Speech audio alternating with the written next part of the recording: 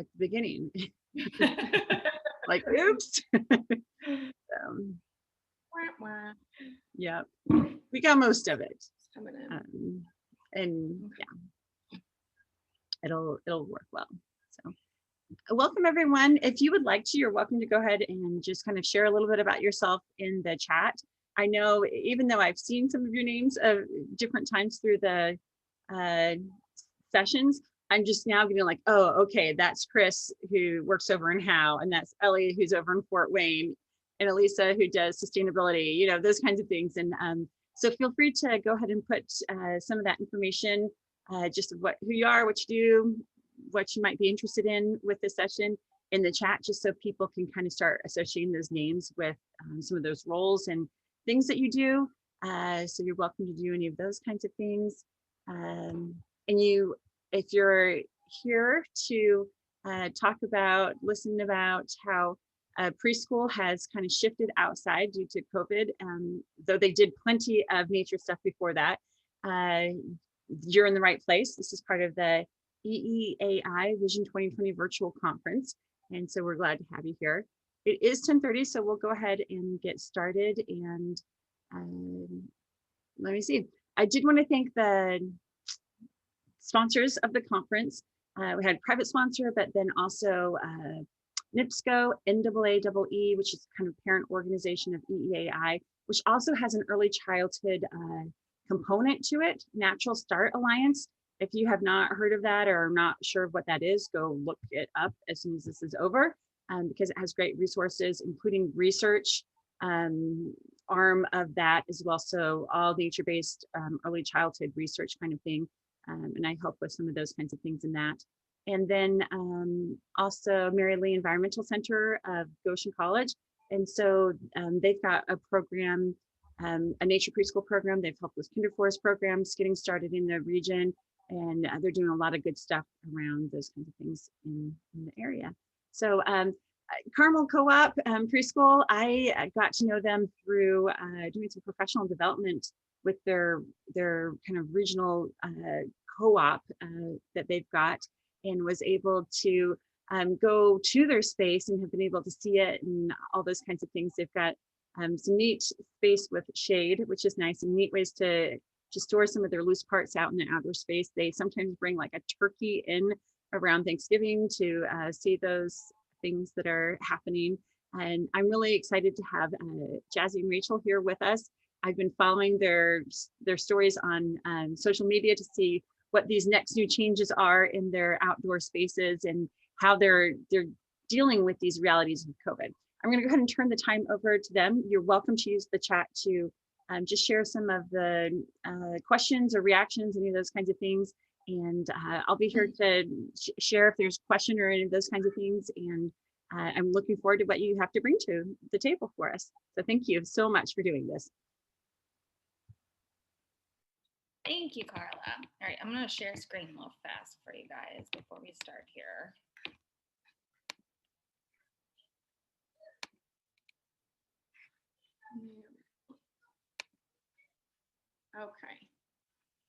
Okay, so hi guys, welcome to Transitioning Your Classroom Outdoors. I am Jazzy O'Brien. I am Carmel Cooperative's director / president right now because of COVID reasons. I'm kind of doing a few things. A little bit about myself. I actually have a business management background. I've always been behind the scenes, managing people, taking care of, I was in retail, I did grocery stores. I did that for 10 years and then was exhausted by that and was like, I need to do something else. And I kind of started in a traditional preschool teaching.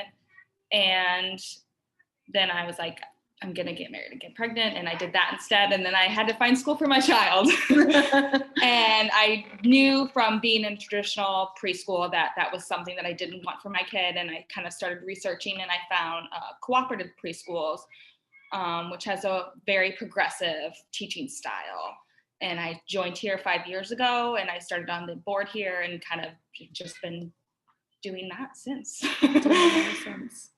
Hi guys, my name is Rachael Wendling, and I have been with Carmel Co-op now for 6 years. I started off during our first year as a one class multi-age program. I was a parent, kind of like Jazzy. I have a background in early childhood education. That is what I was doing in my previous life. And then I had my son, and I took a little bit of time off while I stayed home with him. But again, I wanted to find a program for him that was in line with what I felt was developmentally appropriate and best practice, and also something I could be a part of. And I too discovered the cooperative preschools in the area. And it just so happened that this school was laying the groundwork for opening. And so when I got in touch with our first president and founder, I kind of jumped in head on and kind of joined in those opening efforts. So that first year I was a parent, and then the next year when we needed to expand because we had such significant interest in the program, my teaching background kind of came out into the open, and they asked if I would be interested in applying to see if I would be a good fit as a teacher. And I'm here now, 5 years later. I currently teach our 2s and 3s class. It's currently a multi-age class, just due to numbers and our situation with COVID and the pandemic. Usually it's a split group, and I'm also teaching the kindergarten class here this year. So that is kind of where my role lies here within the school. Okay, before we start, I'm just going to give you guys a little background on Co-op Preschool. A lot of people have not heard of it before. Co-ops are a parent-run organization. We have trained teachers that run the programs, and then our parents sit on the board and make decisions for the school. We are nonprofit. The parents assist the teachers in the classroom on a daily basis. So it's a nice way to see how your child is doing, how they're doing with other children in the class. It helps you stay informed in your child's life. I think that's a great bonus of the co-op program. Each family has a job to help continue to help the program run. And it kind of runs like a business model, essentially, but everyone has a say, and it's fantastic. Carmel Co-op Preschool has been open since 2015. We're a play-based secular program. We started off as a one multi-age class, and now we have a 2s, 3s, a pre-K, and a kindergarten program. Why we chose to go outside. The obvious, I believe I posted a few links in the WOVE program. There's so many benefits for children to be outside. I could go on we can do a whole presentation on that, but I'm just gonna quickly touch base. Increased attention, it reduces stress, helps them hold information longer, and improves so much of their social emotional skills while they're outside. I've linked at the bottom here too. There's so many research articles on it, but just the basics of that. When we first started, we knew that we wanted to try to be outside as much as possible for the kids. We also think it provides such a progressive teaching style to the community that not a lot of programs offer, but people need it and they don't even know it. So we want to make sure that that is available for our community.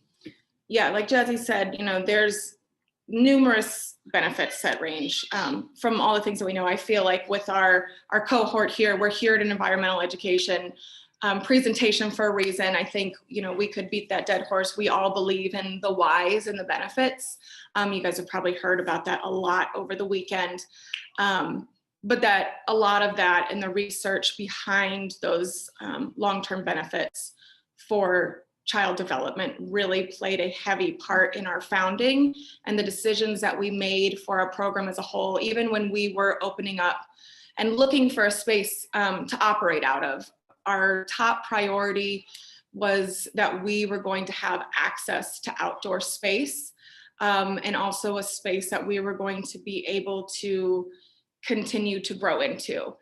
We wanted to have room to make improvements that would kind of fit our long-term vision and really have the say so with the people that we rent from, and be able to have that negotiation for a long-term project on our outdoor space, because we definitely didn't start with where we've landed today, and there's still room to grow.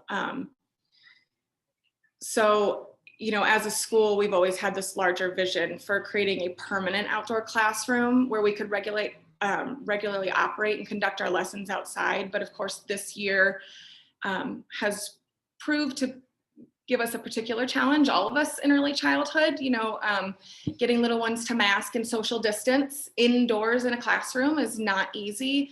And so we really needed to consider what was important for our baseline of operation and how we wanted to remain developmentally appropriate, but also provide a safer option for the teachers here, our students, and our parent volunteers during this pandemic.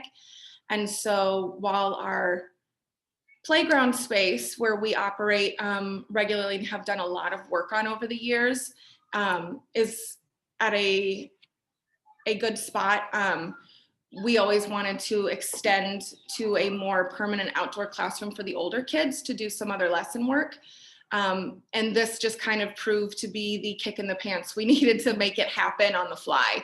And so that's kind of where we've landed this year, and why we've kind of been asked to speak to you guys about what kind of changes we've been doing to make this work, given our situation.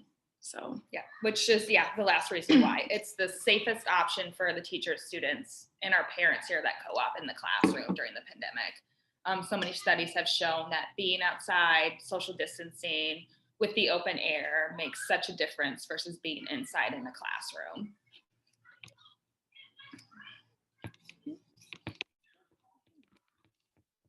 All right, next, planning and defining your space. All right, so you've decided you want to take at least part of your day, a little section of your day outside.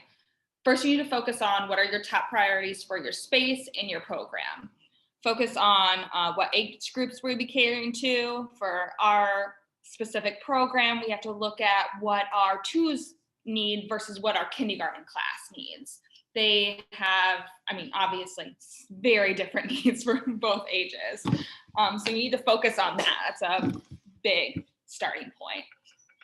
Our next one is, how long is your program? Are you going to be using it all day? Are you just coming outside to do a center or two with your child and then going back inside? You can talk on that a little bit more. Yeah, just like Jazzy said, and I'm in a position where I am teaching the younger kids as well as the kindergarten class. And so I'll kind of go through these pieces bit by bit as I had to consider them all summer long when making these decisions. And so our particular program, when we were considering our needs on site for our kindergarten program, I wanted to be able to create a designated space outside that in many ways replicated the kinds of spaces we had worked so hard to develop in our classrooms. We do spend a large portion of our day outside, giving the kids plenty of gross motor time on our playground. But obviously our kindergarten program meets 3 days a week, and it's from 9:15 to 2:15. And we as deciding members of the board and the teachers did not feel comfortable executing much more than even an hour in the building at this time with the kindergarten kids. I wanted to be able to give them a space where they could do the kind of table work we might need to do, although it's not required for them to sit at tables. I wanted that to be available. I wanted to create a space that replicated a literacy center for books where they could still come down and sit in a quiet space and curl up with a beanbag with a friend and share a book. I wanted them to have access to art supplies during their free play time and during our project time. I wanted them to be able to still have access to unit blocks and all those kinds of building materials that we would offer them during their day. But it was a matter of how do we get this all to come outside. And with the younger kids, we start our younger kids off, we still give them outside time every day, regardless of the weather. It's kind of part of our program to get them ready for forest days, which we'll touch on later. Our pre-K kids and our kindergarten kids have forest days regularly, and they have for years. And so to give our little kids that leg up, we spend at least half of our class day outside as it is. And we wanted to spend even more of that outside time if possible, because our little ones are not required to wear masks in the building at this time, although we make concessions for making sure that the room stays ventilated and the kids are kind of divided into classrooms. But again, their needs, their time block that they are spending outside is not the same as what the kindergarten kids are doing, and their needs for what kind of lessons and things are going to be different. So if you're looking at your own program, again, we had to consider how we're going to be spending at least like 15 hours a week outside with the kindergartners. But other people, and again, I'm not sure exactly what capacity you guys are operating in, but our needs for a more time-consuming program may look different than yours if you are just operating.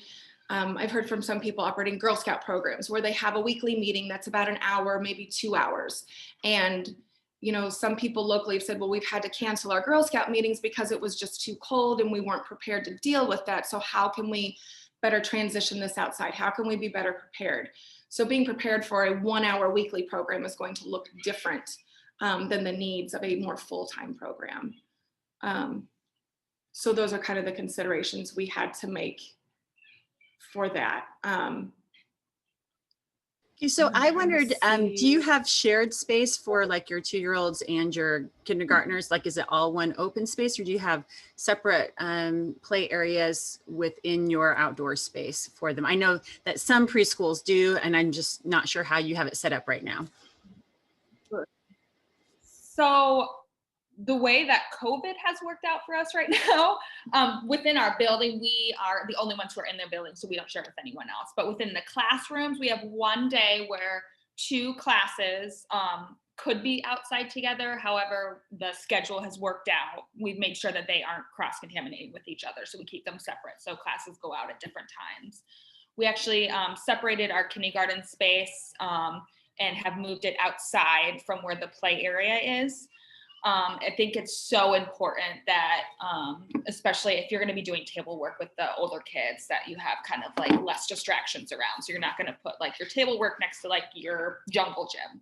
So we have separated those 2 spaces out so they are away from each other. Yeah, that was one of the major things I wanted to consider. And of course, I'm the type of teacher, I tell my parents going in, I'm like, we have structure and we do have a routine we stick to, because those 2 things are super important for kids developmentally. They need to know what to expect. They need to know where the boundaries lie and you know what the expectations are for different times in our day.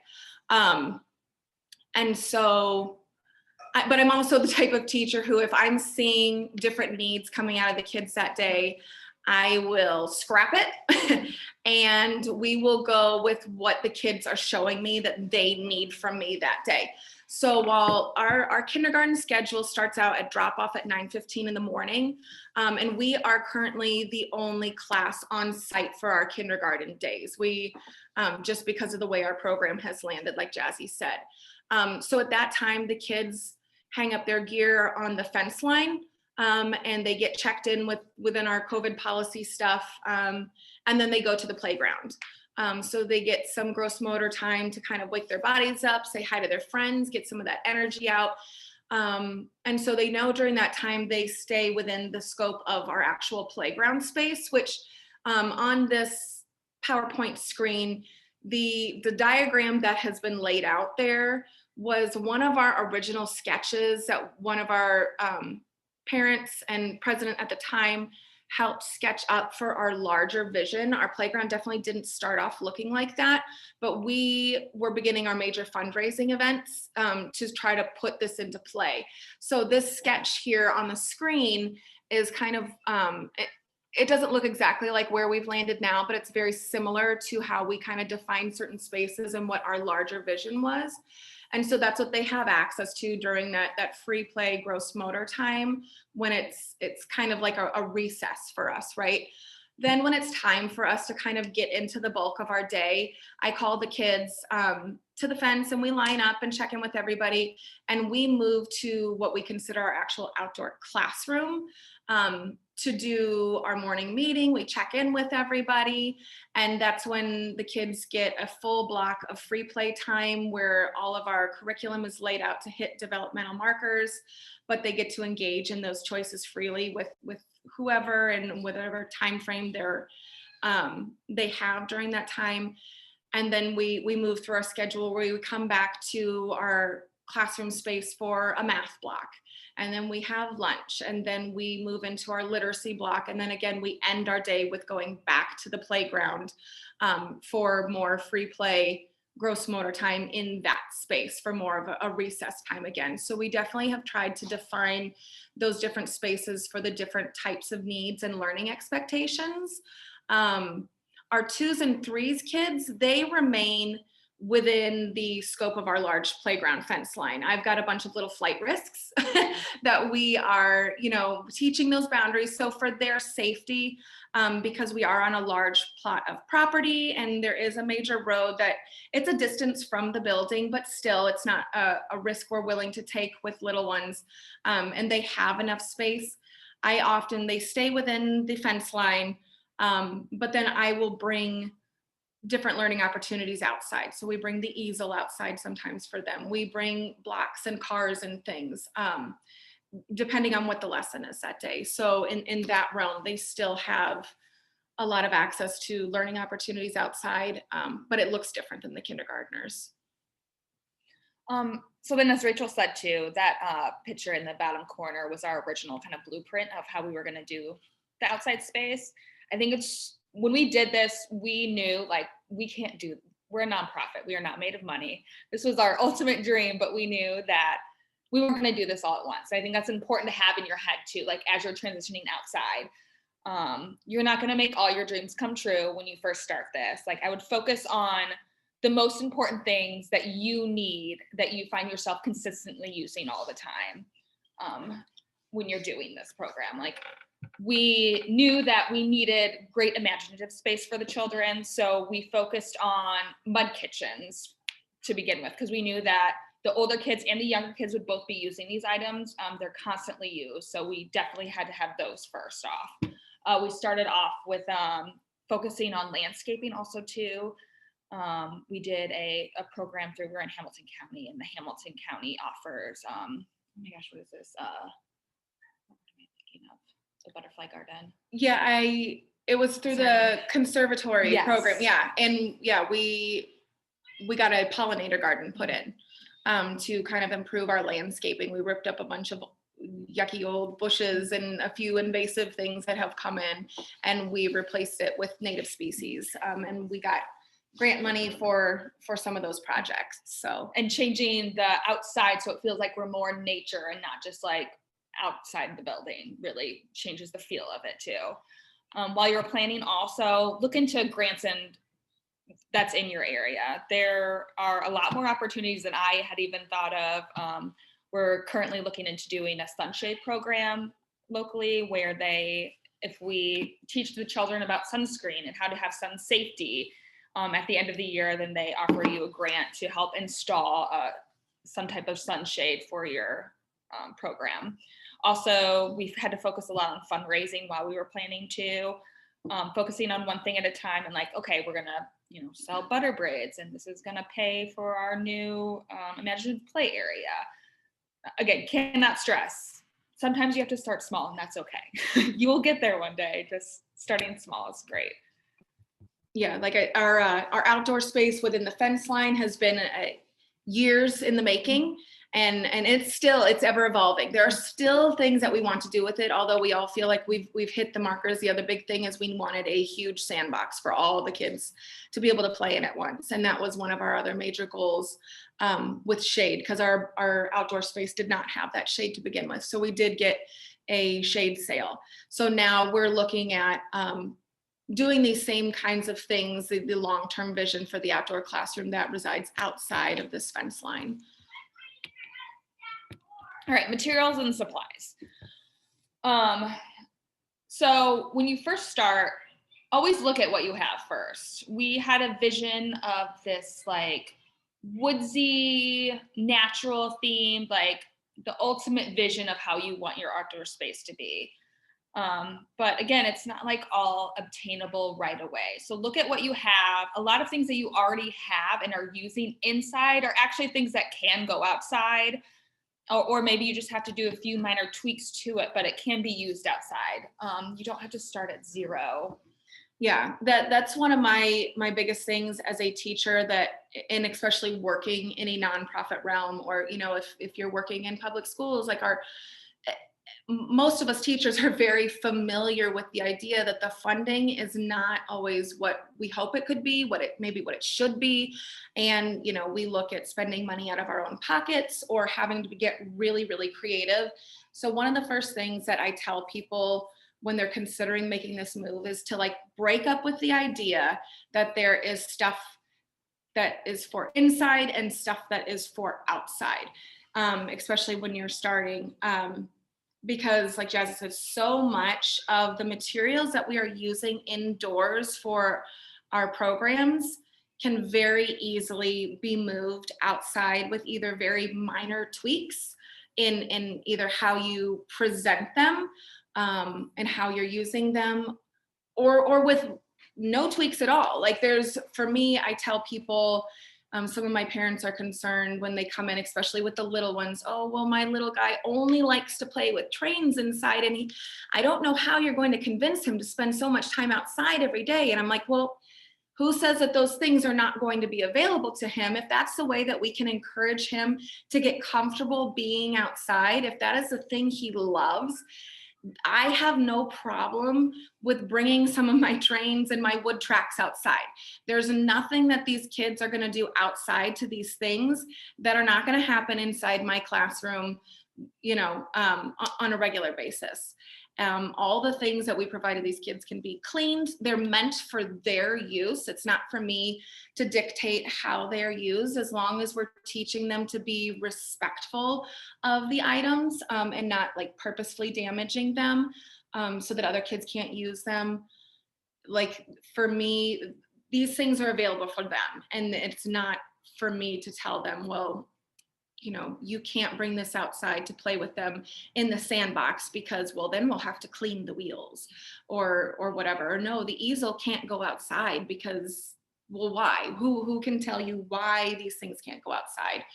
And that's what I had to do a lot of planning for this summer, was knowing that we were kind of next leveling it on the fly with the kindergarten program, that we wanted to operate 100% outside with COVID. I had to come up with ways to make sure that I had access to all the supplies and things that I was going to need to operate a kindergarten program and meet those needs, but by getting the things that I have in my classroom outside. And it really just, takes some of the breaking up with that idea. We're in central Indiana, so like the biggest factor for us is shade and shelter. The weather is complete chaos. You never know what you're going to get. Could show on the radar that it's going to rain, and the rain never comes. And it could show that it's going to be, you know, beautiful and sunny, and all of a sudden you're seeing dark storm clouds coming in. So you really need to make sure that that is something that you're going to have access to. And yeah, for us, that was one thing we did need to make an investment in for the outdoor classroom. So we invested in, it's essentially just like a pop-up tent, and it has the walls that can Velcro on the side. That's been great for drizzling rain, some wind, even just the sun too, because we have to protect ourselves from that as well. Yeah, you can kind of see it here in the picture. We included a photo of what our outdoor classroom for the kindergarten kids kind of looks like right now, where we have tables out for different invitations and things. In the corner, you can see a small bookshelf. The carpet, the ABC carpet that is there was one that we've had for years in the classroom and actually got put into storage because it was no longer being used inside the building classrooms anymore. So we were going to donate it. But that was one thing that I looked at and I was like, well, instead of getting rid of it and instead of spending money that we don't really have right now on something, this is something that I can lay out near the book, like, you know, a bookshelf to kind of define a little space where the kids can come and find books and get comfortable. And so the tables around the tent kind of, again, help define a space where the kids come together and they know that this is a time for learning and coming together and sharing ideas.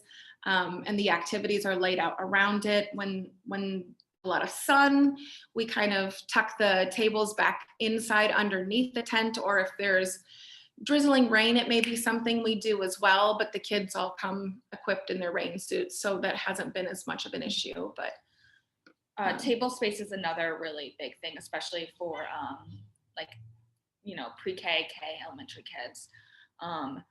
I would highly recommend people look into kind of local DIY or kind of small mom and pop shops. We had B Squared build our tables and chairs for us. Very reasonably priced, and they get so much use out of them. Yeah, and that was something we did in last year or the year before, I can't remember, because we knew that long-term that was one of our goals. So that is something that we did already have on hand.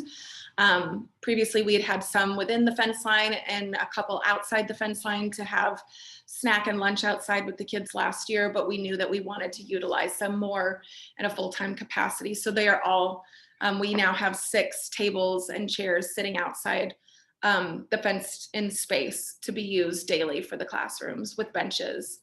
We also had outdoor sensory tables built, which is one of the things you can kind of see in the picture. The bin is just not in it at the time. It's over by the whiteboard. But the same gentleman built those for us as well. Seating in general is also a big thing for while you're outside. Our cheapest, easiest go-to would be logs. They obviously hold up outside. They are plentiful. Just find someone in your neighborhood who's getting the tree cut down and you have all the logs that you need. Yeah, this is definitely one of those things that we've done on numerous occasions. And I always tell people when it comes to like getting supplies for your classroom, or your program, like just have a really good begging spiel. You want to be able to like approach people, sometimes shamelessly, but hey, we're teachers and people always want to help out people who are working in education, people who are working with kids to help build a better program, right? So I have found myself approaching, the arborists across the street from me when I saw my neighbor having their major tree cut down, and I just marched across the street and asked if they wouldn't mind dragging 4 of the major limbs across the street to my driveway. They looked at me a little strange until I explained why I wanted their cuttings. And the team of guys actually dragged over 6. They gave me everything they could and helped me cut them to size. And then we were able as a group to transport them to school for cutting. So those kinds of things, you can also look on like Marketplace or your local Buy Nothing page, and you can ask for things like that. Say, hey guys, we are in need of some logs for seating or for making table space for my program. Is anybody out there? Can you help me? And people are always so willing to jump in and help educators. So definitely don't be ashamed to ask for the help when you need it. We aren't. We are not. Finally, another really big thing is storage. Especially if you are using materials that you have inside and you're taking them outside, having a safe place to protect things from the elements so it lasts longer. Cannot stress that enough. I believe we have like 3 or 4. I mean, you could just get, the cheap plastic bins from Lowe's. Makes such a difference. Yeah, those Sterilite bits. And you can see the other thing we did invest in, guys, going forward, and people can DIY this as well, is that I knew I wanted to have a board to be able to write on to present certain lessons when we do group lessons for the kids for the kindergarten program. That was not a need I had for my 2s and 3s. But it is something that I wanted to be able to do with the kindergarten kids. So with the 2s and 3s class, we just have an easel that the kids have access to in the classroom all the time anyway. And when I want to give the kids access to that outside, I just drag it outside with me, and I bring a drying rack with me so that they can do art outside. But with these kids, having a portable easel that I could write on and we could do lessons on and things, or the kids could use for their own work, was a major thing. So we did invest in that with some of our fundraising money. But you could use a chalkboard you already have. You could use, I know some of our other local co-op schools have built DIY, like double-sided easels where it's just like plexiglass and you can still write on it. So whether you're presenting lessons or just giving kids access to that kind of a material, those are all things that you can look into to support that same kind of thing. All right, next, the biggest thing, again, because we are in Indiana, planning for weather is, I would say, the biggest obstacle for us where we are located. It is unpredictable. So for heat, water access, I think, is obviously the biggest one for, teachers, parents, and kids. You need to stay hydrated, especially when we are in our deep August summer and it is 90 degrees outside. Even September. Yeah. Because let's be real. Shade access, also super important. Sunscreen and sun wear. Sunscreen is supposed to be every 2 hours. Yes. So when I prepare my families for dealing with the heat, and also like for myself as a teacher prepping for all this stuff, like Jazzy said, like, do you have access to shade? If you don't, what kind of things do you need to do to get that in place? And again, if you don't have access to a tent right now and you aren't comfortable either asking for help in securing one as far as donations from the community, or if you don't have the fundraising means right now, is there a place within your grounds that you have permission to use where there's trees? Just use what you have.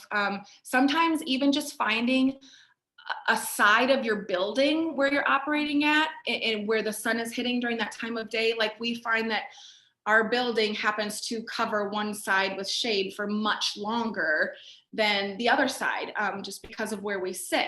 And so it doesn't necessarily have to be a structure right now, but just getting that flexible problem-solving brain going is going to help you to think that through, because having access to that is a must. With the water thing, I ask that my families obviously bring water bottles for their kids every single day full. In the heat of the summer and into September, some of our kids were bringing a couple of them from home in a little cooler, and they just stayed by their backpacks. But we also wanted to make sure that we could provide refills. And so for us, because we are on site here, we can go inside and get refills from the sink, and then just bring them back out. And then again, prepping the kids and their families to be prepared with proper clothing for the heat, proper footwear for whatever it is you're doing, making sure that they apply sunscreen before coming. And if you are outside for a longer duration like we are, that they send it with them labeled for reapplication. And we happen to have waivers on file just to make sure that we're covering all of our bases there legally. Also bug spray, which is something that we heavily talk about more during our forest days, but it is something to consider depending on what you're doing and where you're operating. For wind, honestly, I did not even realize this until about a month ago when we had some crazy windstorms. You are going to need sandbags to hold things down. Yeah. They will come in handy. I didn't realize it until it was 50-mile-an-hour gusting winds. Things will blast away. Yeah, the way our outdoor classroom sits is it is on the side of a building that isn't blocked by the building, and there are large fields where the wind comes across, so we do get like very large, strong gusts of wind. So we did have sandbags around our main tent. We do have another smaller canopy that was donated to us by an alumni member to use temporarily, because our alumni is amazing and they know that we are always looking for extra support. That one we did not have up that day, but our congregation where we rent space from did have a tent of their own out for a particular event, and it was not weighted down by anything, and it was not staked. And this particular day during drop off, we saw a 20-mile gust come through, and it lifted it and sent it towards our outdoor classroom. Thankfully, it was caught in a bush and not on our classroom space. So those are definitely things, whether you're going to use stakes or sandbags. With the age I'm working with, I prefer the sandbags, because when you stake things out, there are ties, and I find that to be just one of those unnecessary fall risks. You know, when you've got kids who are running around, they're definitely going to either trip on the stakes or on the tie outs, because they're just, you know, they're working on that awareness, but they're not fully there. So I trip on stuff all the time. It was just one less thing to wrestle with. So sandbags were the way to go for us. Also having a wind screen. Our tent has walls that we can put up with zippers, although we have struggled at times with trying to make sure we get them up properly, and some of the zippers were a little bit weak. So we are looking at reinforcing those. And one of our parents who have done a lot of outdoor events has suggested also using tarps with bungee cords. If you do not have a tent that has the built-in walls to put on it, you can use just those tarps and use the bungees to attach it and make it taut so that it catches some of the wind and blocks it, which will take the chill off, but also prevent some of your stuff, depending on whatever it is you're doing, from flying away in the breeze. But then also, like, when you're choosing your activities, just be prepared to make adjustments. Flexibility in this is an absolute must. You cannot get married to whatever it is that you're doing that day, because there are going to be complications, and you need to be able to shift on a dime and change it up. So I may have a lesson laid out for whatever it is we're doing, but sure enough, there have been plenty of days where I show up and the wind is just not cooperating, and it's catching my whiteboard and blowing it down, or the artwork that I had out for the day was paper and the pieces are flying, and so I need to scrap it. So be prepared to make choices with what it is you're presenting to the kids, and choose art that will work regardless of the wind or rain. So maybe you're using something that has beads and pipe cleaners and string rather than tissue paper, or maybe you're going to have you paint on stones or a large canvas drop cloth instead of laying out paper on a table for the kids. There are all sorts of ways to get creative, but you just really, the wind for me has been the hardest adjustment. So it's definitely a thing you need to consider. Another thing that we have on hand constantly is what my kids now call helper tape. So when we are working outside and we do need to work with paper, we use clipboards. So the clipboards help hold it down and give the kids an individual spot to work. They can either sit at the tables or they can sit on the ground with it. It's up to them. But even with the clipboard, sometimes part of the paper will flap up and stuff. So we just get a little bit of light masking tape so it won't tear the paper, but it'll help keep it flat so they can actually do their writing work. And it just prevents it from blowing up in the breeze. Other weather, rain, obviously shelter. Know the difference between waterproof and water resistant, and make sure that you communicate that with families for kids wear. Water resistant is great. Is it helpful in a creek? Not super. Yeah. Rain gear for kids and adults, especially if you have volunteers in your classroom, and communicating that with the adults of what the proper gear is that they should also be wearing. A lot of times people will definitely think of their kids and have everything that they need, and then they will show up for themselves and not have what they need because they were not thinking of themselves. Yeah. Sometimes the adults forget, especially, in our given situation. And I find that honestly, the adults have a harder time coping than the kids do. Mm-hmm. So I think those of us here know that proper gear is essential, but making sure that the people who are going to be outside executing this have the forethought to think of themselves as well, and staying comfortable for whatever that duration is totally clutch. And so, yeah, I always remind my parents that you need to make sure you have your muck boots on too. You need to make sure that you're bringing layers and rain gear today, because it makes all the difference. Also, another one that we just thought of last night, chamois would be great too, to wipe down tables, do rain, things like that.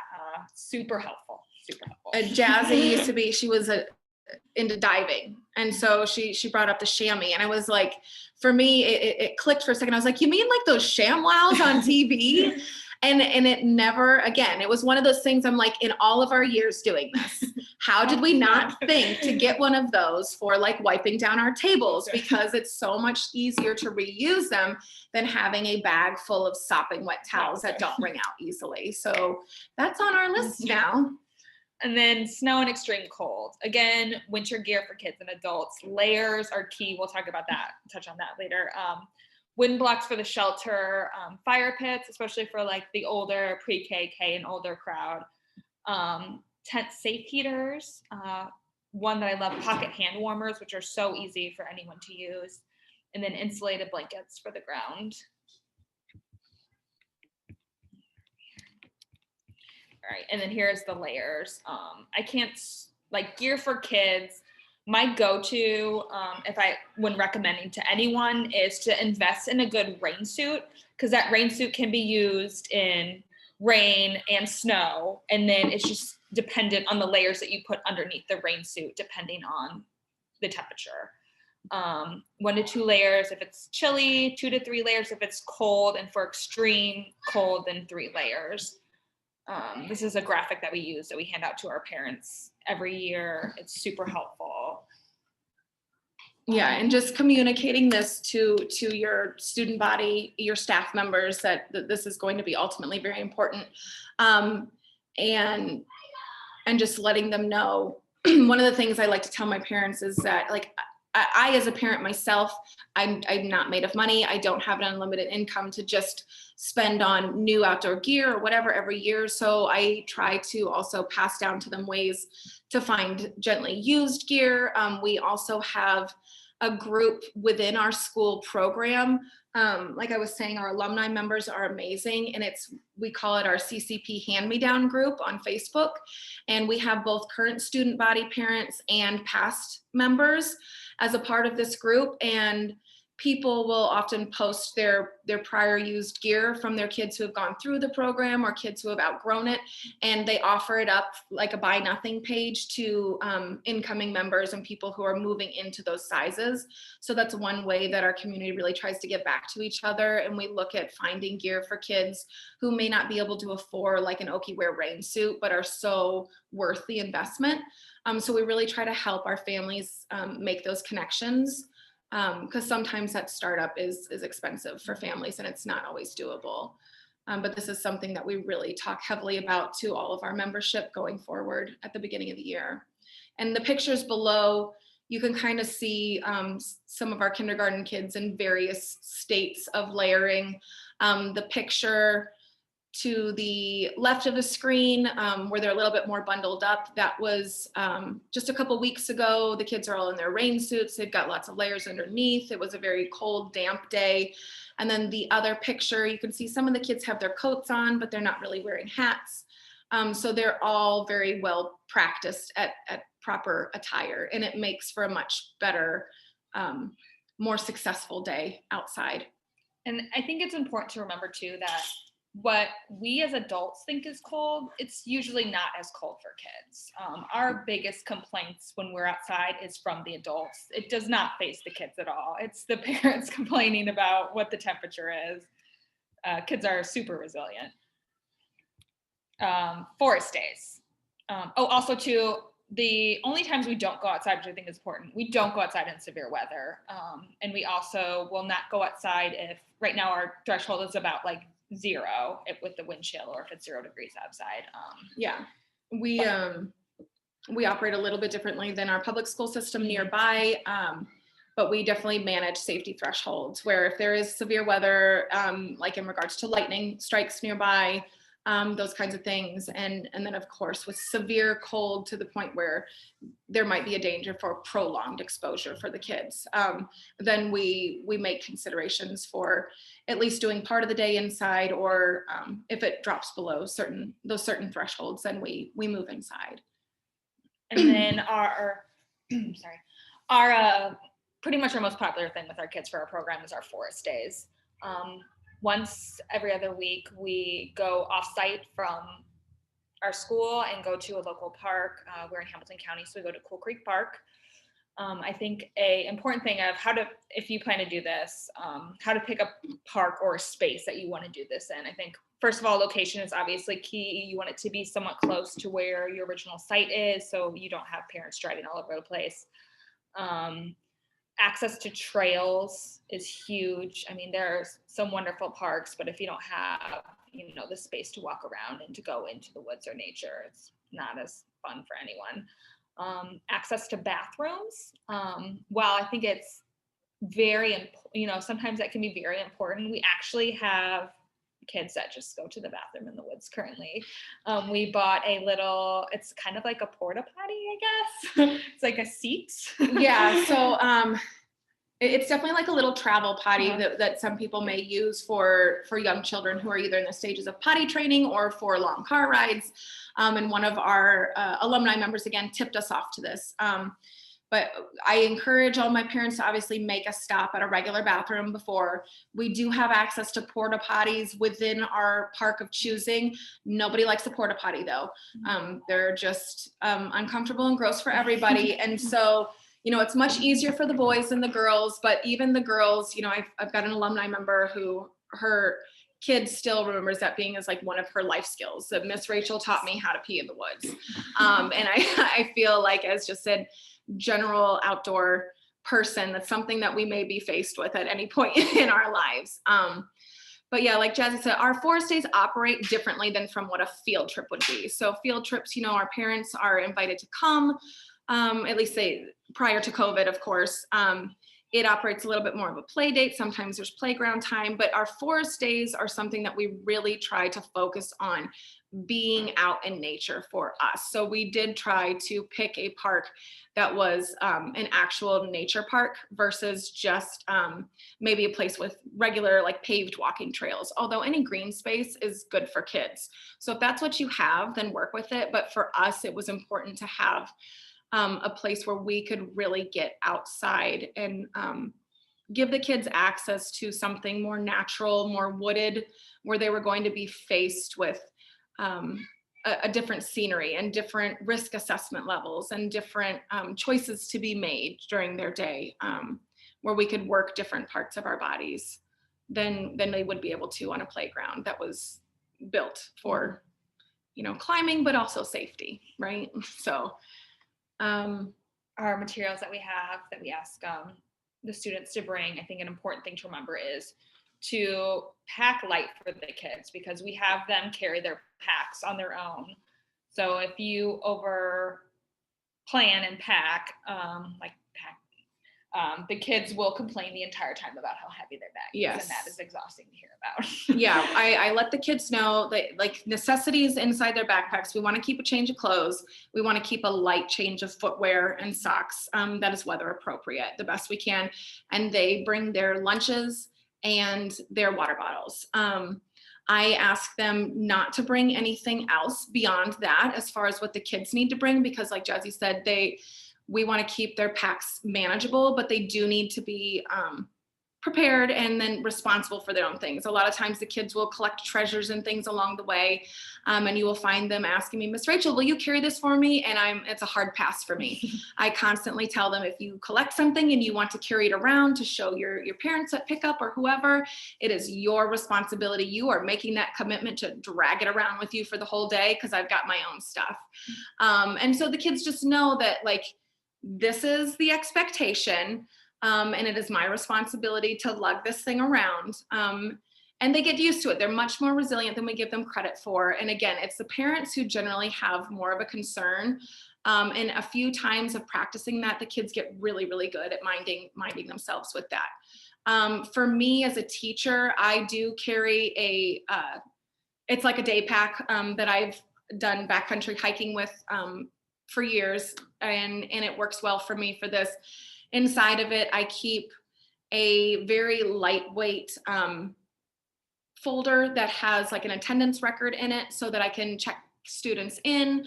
I keep our first aid kit in it that is very light and packable, but it has all the necessities for me. And this year we are also keeping a thermometer in there because we do temperature checks upon arrival, as well as hand sanitizer.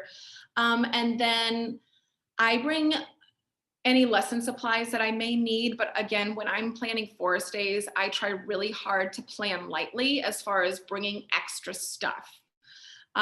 So there might be a thing where I bring the kids journals. And again, I pass those out to them once we get there and they carry their journals with them.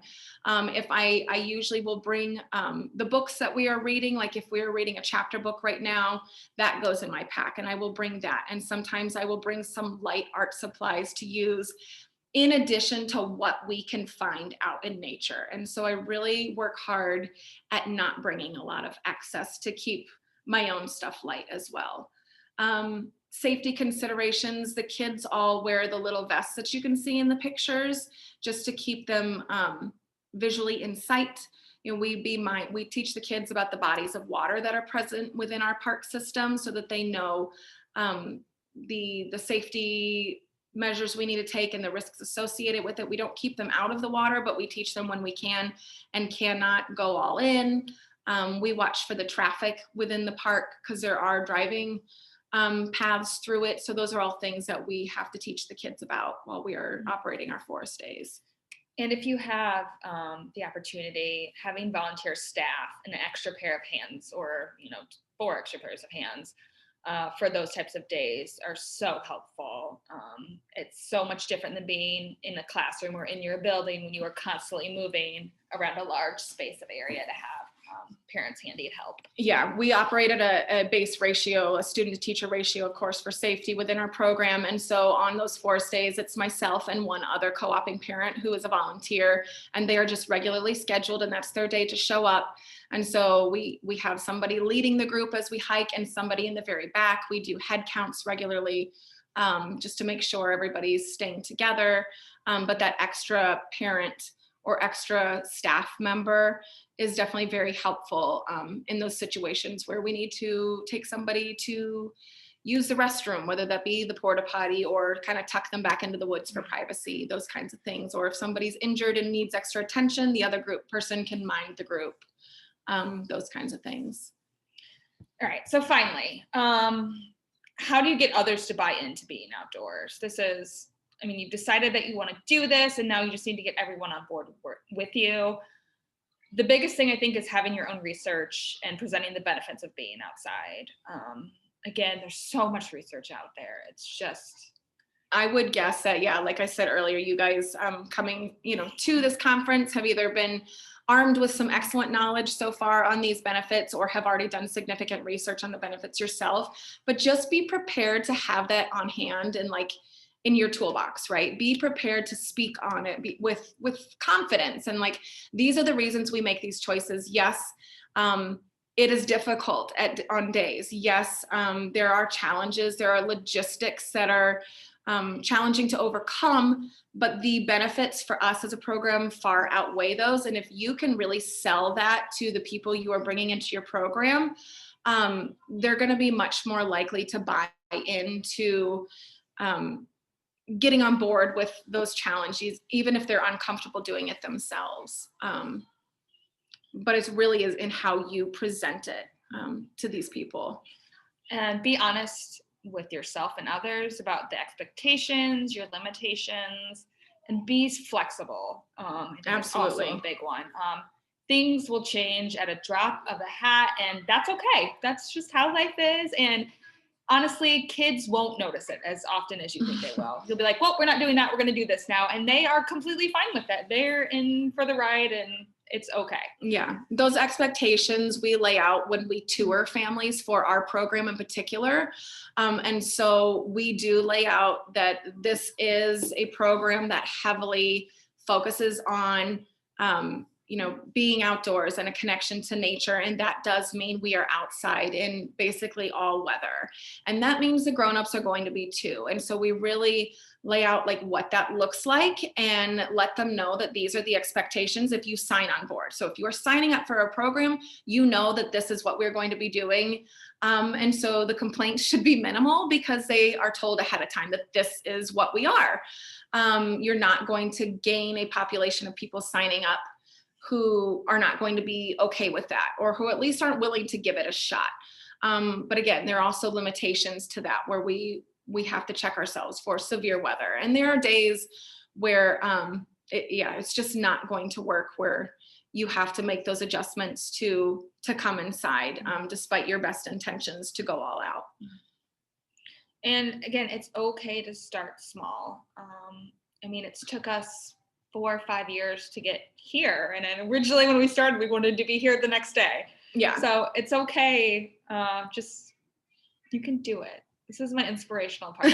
You guys, you can do it. If we can do it, you can do it too. Yes, we are operating with a couple of paid staff and an excellent base of volunteer parents. The parents who operate our school are unpaid, and they have built this school from the ground up with their blood, sweat, and tears. And so, you start small, and that's where we're at with our outdoor classroom now. We're making adjustments.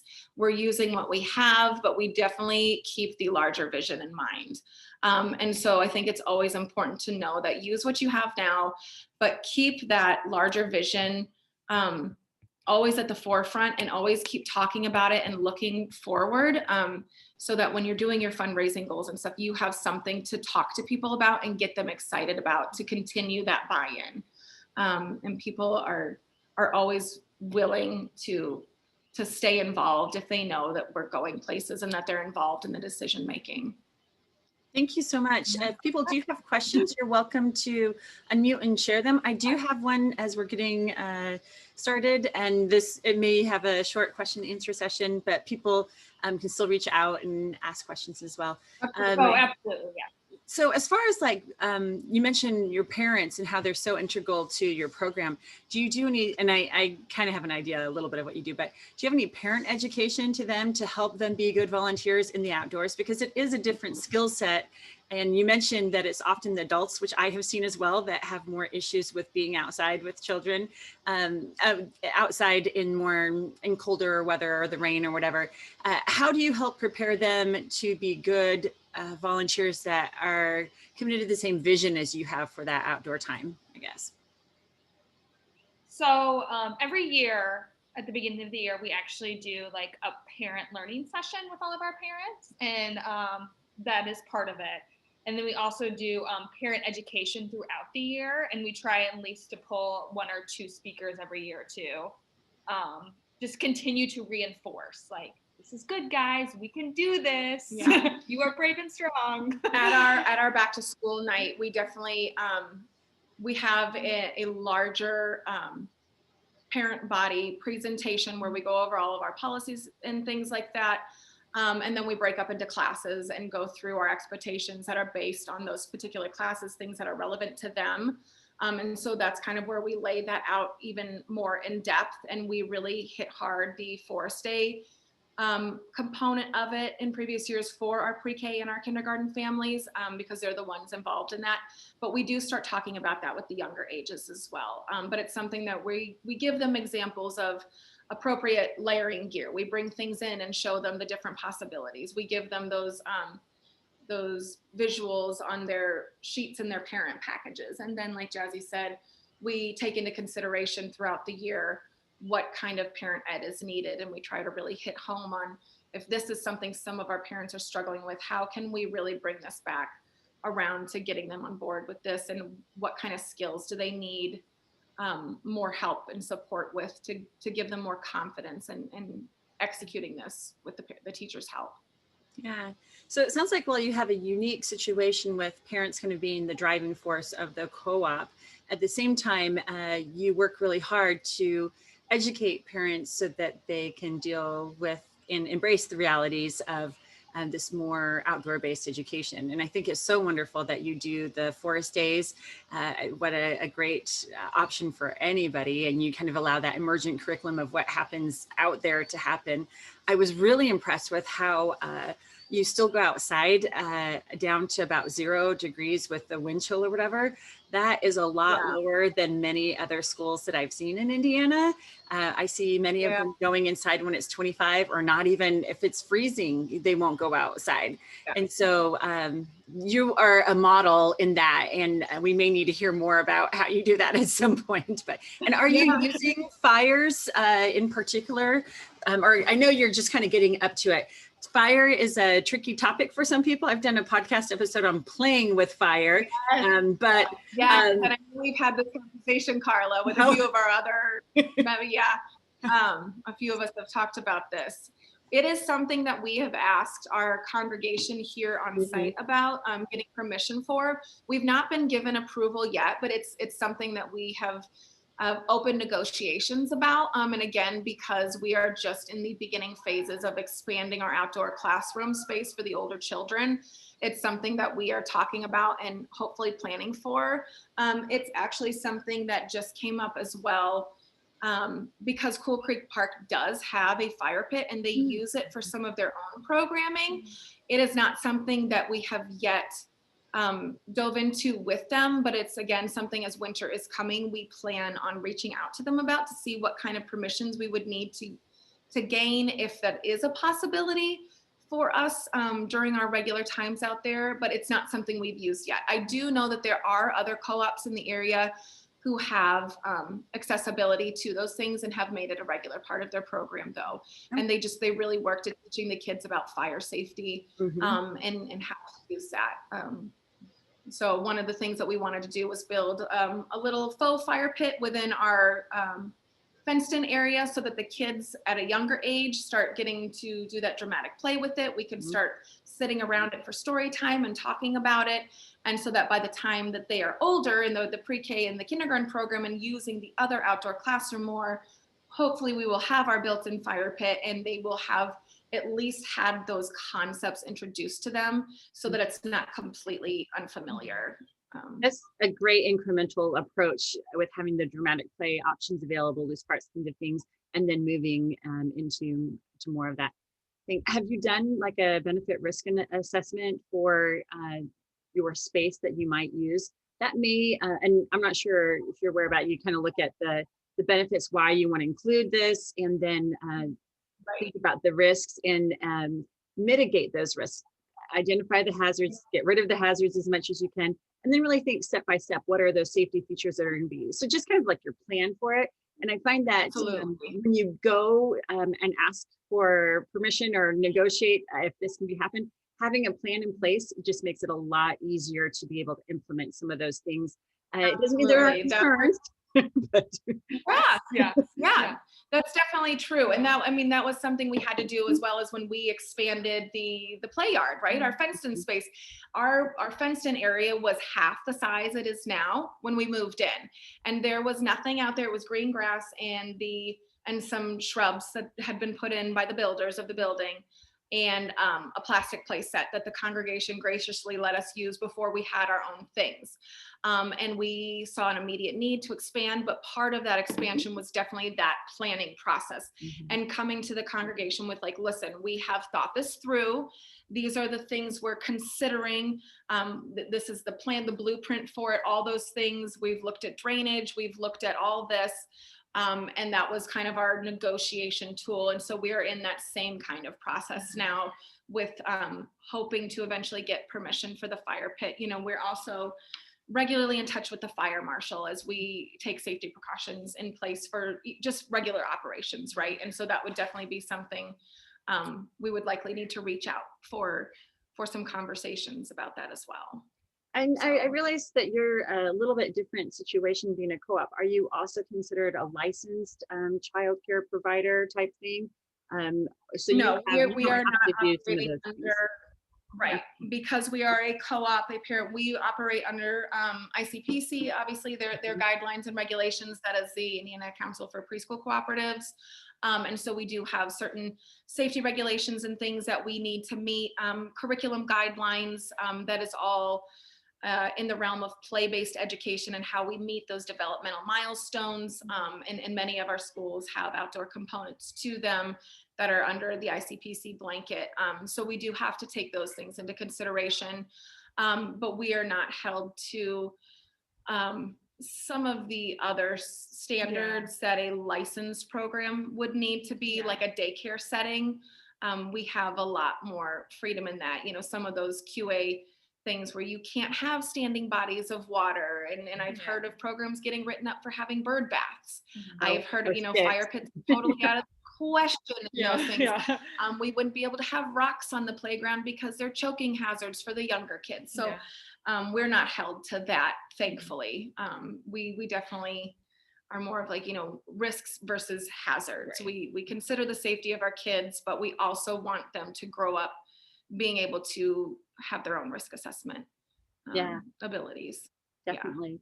Thank you all for the work that you're doing. I appreciate your perspectives and your expertise and how you've been working with your parents and your community and the students that you have to get outside more. And what a wonderful foundation for the children that you work with, so that they can continue on having nature as part of their lives for the rest of it. So I think that's wonderful. Thank you so much for this time. Thank you. Thank you. You guys have a good day. Thank you. Appreciate it. Bye.